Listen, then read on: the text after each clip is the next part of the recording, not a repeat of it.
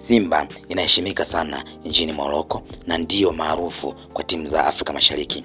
Ni maneno ya Aziz Ki, ambapo aliyekuwa kiungo wa klabu ya Yanga na sasa Wydad Casablanca.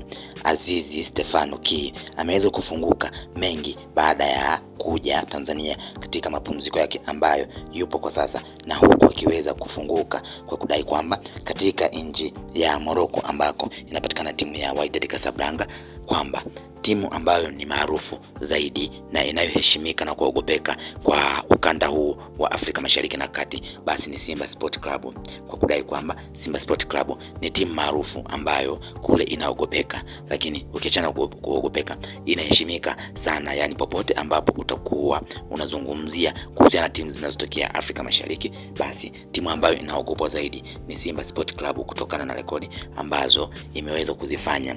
Aliweza kufunguka Stefano Aziz Ki, huku wadau wa Simba Sport Club wakidai kwamba katika yote ambayo amezungumza Stefano Aziz Ki, wakidai kwamba tumshukuru sana Mo Dewji, ila tukimtegemea Mangungu hii heshima tusingeipata kama ambavyo aliweza kufanya kwenye ule mkutano, huku wengi wakiwa wanamtolea maneno Mangungu kudai kwamba anaichelewesha timu hiyo maendeleo.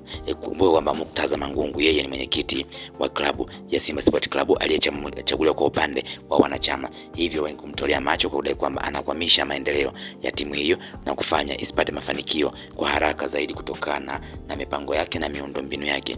Lakini kwa upande wake Stefano Aziz Ki, yeye ameweza kufungua kwamba timu ambayo inaweza kuwa inafuata kwa kuogopa basi ni Yanga, lakini hizi nyingine hazifahamiki kabisa. Kwa kule zinazofahamika, timu ambayo inaogopa ni Simba Sport Club, inaheshimika na ni maarufu kutokana na makubwa ambayo imeweza kuyafanya. Lakini na Yanga nayo inafahamika, japo sio kwa kiasi kikubwa kama ambavyo inafahamika Simba Sport Club, mpaka na timu ndogo za chini kabisa tofauti na Yanga. Yanga wao wanafahamika na timu ambazo zipo daraja la juu tofauti na Simba ambao inafahamika mpaka timu zilizopo daraja la kati.